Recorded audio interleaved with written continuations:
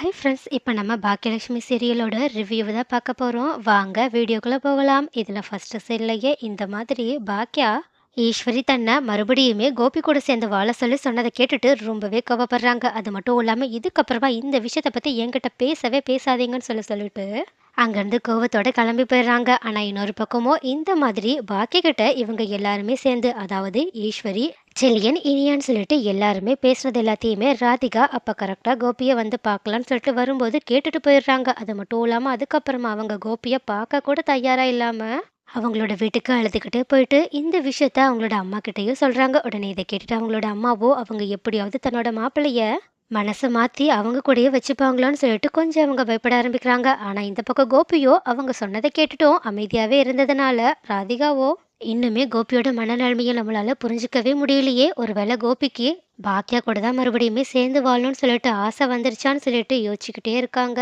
அதே மாதிரி இன்னொரு பக்கம் பாக்கியா கோபி சொன்ன ஐடியாவை கேட்டுட்டு அது ரொம்பவே நல்லா இருக்கனால அதை அப்ளை பண்ணலான்னு சொல்லிட்டு இந்த மாதிரி அந்த சாப்பாடை நல்லா சமைக்க தெரிஞ்ச செஃப்பை இன்டர்வியூவில் அட்டன் பண்ணி செம்மையா செலக்ட் பண்றாங்க. அது மட்டும் இல்லாம அவங்க கிட்ட இந்த மாதிரி உங்களோட ஒர்க் படிச்சிருந்தா நாங்க கண்டிப்பா உங்கள மறுபடியும் கூப்பிடுவோம். அதனால எங்களுக்கு பெஸ்ட்டான ஒர்க்க செஞ்சு கொடுங்கன்னு சொல்லிட்டு அவங்க கிட்ட பேசி அந்த வெட்டிங் ஆர்டர்ல அவங்க நல்லபடியா சமைக்கிறதுக்கான எல்லா ஏற்பாடையுமே செய்யறது மட்டும் இல்லாம அந்த வெட்டிங்குமே வந்ததுக்கு அப்புறமா அதுல இந்த மாதிரி பாக்கியா சொன்னதை கேட்டுட்டு அந்த செஃப்புமே அவங்களோட மொத்த திறமையுமே காட்டி சாப்பாட்டுல அசத்திடுறாங்க. அதனால அந்த வெட்டிங்ல வந்தவங்க முதற்கொண்டு அந்த வெட்டிங்கை நடத்தினவங்க வரைக்கும் எல்லாருமே பாக்கியோட கேட்டரிங்க பாராட்ட ஆரம்பிக்க, அப்போ இது எல்லாத்தையுமே கேட்ட பாக்கியாவும் ரொம்பவே சந்தோஷப்படுறாங்க. அது மட்டும் இல்லாம அந்த வெட்டிங்க்கு புதுசா வந்த 2 கப்புள்ஸ் ஒருத்தங்க இந்த மாதிரி எங்களுக்குமே கூடிய சீக்கிரம் கல்யாணம் ஆக போகுது. அது மட்டும் இல்லாம ஒரு 1 வீக்லயே என்கேஜ்மெண்ட்டும் இருக்கு. அதனால நீங்க தான் எங்களோட மேரேஜுக்கும் சரி என்கேஜ்மெண்ட்டுக்கும் சரி சமைக்கணும். உங்களுக்கு நாங்க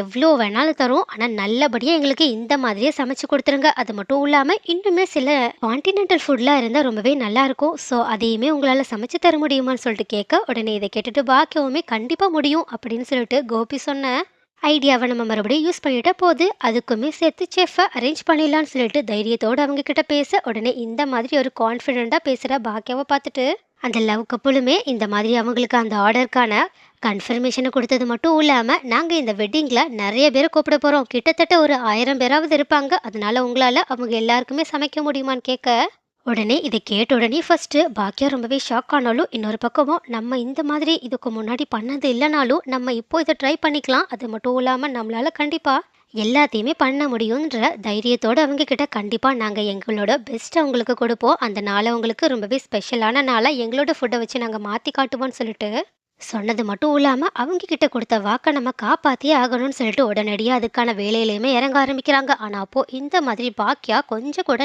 நேரத்தை வீணாக்காம தன்னோட பிஸ்னஸ்க்காக ஓடிட்டு இருக்கதை பார்த்துட்டு கோபி ரொம்பவே அவங்கள நினைச்சு ஆச்சரியப்படுறாங்க. அது மட்டும் இல்லாம பாக்யா ஒரு தடவை வாக்கிங் போகும்போது கூட அவங்களோட கூடவே போயிட்டு அவங்க கிட்ட ரொம்பவே ஆச்சரியமா பேசுறாங்க. அது மட்டும் இல்லாம முன்னாடிலாம் நீ இப்படிப்பட்டவன் எனக்கு தெரியவே தெரியாதுன்னு சொல்ல பாக்கியாவுமே அப்படி தெரிஞ்சிருந்தா என்ன பண்ணிருப்பீங்கன்ற கேட்ட கேள்விக்கு கோபியும் உடனடியா நான் கண்டிப்பா உன்னை விட்டுட்டு போயிருக்க மாட்டேன்னு சொல்றாங்க. உடனே இதை கேட்டுட்டு கோபத்தோட பாக்கியா கோபி கிட்ட பேசிட்டு அங்கிருந்து கிளம்பி போக, அப்ப கரெக்டா அங்க வந்த ராதிகாவும் இந்த விஷயத்த கேட்டுட்டு ரொம்பவே ஷாக்ல உட்காந்துருக்காங்க. அது மட்டும் இல்லாம கோபி அவங்க கிட்ட வந்ததுல இருந்தே பாக்கியாவை பத்தி பெருமையா பேசிட்டு இருக்கா. அப்ப இது எல்லாத்தையுமே கேட்ட ராதிகாவும் கோபி இந்த மாதிரி பேசுனதை கொஞ்சம் கூட ஏத்துக்கவே முடியாததுனால அவங்க கிட்ட ஏதேதோ ஒரு காரணம் சொல்லிட்டு உடனடியாக அங்கிருந்து கிளம்பி போறாங்க. ஆனா அப்படி போகும்போதெல்லாம் மனசுக்குள்ள அப்பனா கோபி நம்ம நினைச்ச மாதிரியே முழுக்க முழுக்க பாக்கியா பக்கமே சாஞ்சிட்டாங்க. இதுக்கப்புறமா அவங்க நம்ம கிட்ட வரவே மாட்டாங்கன்னு சொல்லிட்டு அழுதுகிட்டே போறாங்க. ஆனா இன்னொரு பக்கம் இது எதையுமே கவலைப்படாத பாக்கியாவும் ரொம்பவே கஷ்டப்பட்டு உழைச்சி அவங்களுக்கு தேவையான செஃப் எல்லாத்தையுமே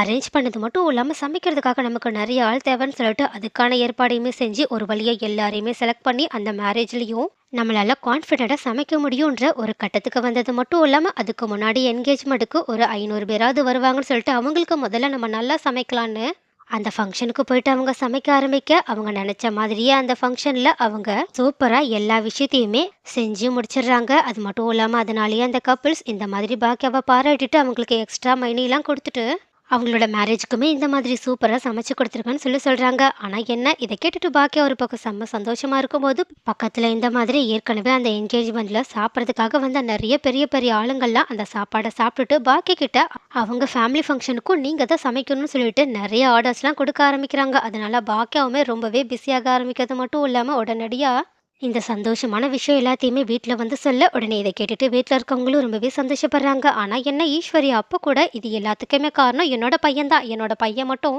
உனக்கு அன்னைக்கு அந்த நேரத்துல அந்த ஹெல்ப்ப பண்ணாம இருந்திருந்தா, அவ்வளோதான் இந்நேரம் நீ அந்த ஆர்டர கூட முடிக்காம திணறி போய் நின்னுட்டு இருந்திருப்ப. அது மட்டும் இல்லாம அந்த ஆர்டர உன் கைய விட்டே நீ போக வச்சிருப்ப. ஆனா இப்ப பாரு என் பையன் இருந்ததுனால நீ இந்த நிலைமைக்கு வர வந்துட்டேன்னு சொல்லிட்டு, அப்ப கூட பாக்கியா பண்ண விஷயம், உழைப்புன்னு சொல்லிட்டு எதையுமே மைண்ட்ல ஏத்துக்காம அவங்களோட பையன பத்தி மட்டுமே பெருமையா பேசிட்டு இருக்கா. உடனே இத கேட்டுட்டு பாக்கியா செம்ம கடுப்போட நின்னுட்டு இருக்காங்க.